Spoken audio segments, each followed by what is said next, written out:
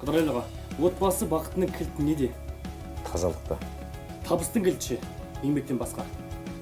Ол да тазалықта. Ең жақсы көретін сөзіңіз? Жақсы көретін сөздерім бақыт, толып отыр ғой, абырой, иман. Көп-ақ. Біздің қазаққа не жетіспейді? Қашаннан жетіспейтін бір-ақ нәрсе бар қазаққа: бірлік. Күніне неше сағат жұмыс істейсіз? Әрқалай. Неше сағат ұйықтайсыз? 4-5 сағат. 5-6 сағат ұйқымен жүре беремін біраз уақыт. Зерігуге, ішіңіз пысуға уақыт бар ма? Жоқ. Неге мұқтажсыз? Өсуге, өнуге мұқтаж. Қоғамның сіз туралы пікірі сізге маңызды ма? Қоғамның пікірі әрине маңызды.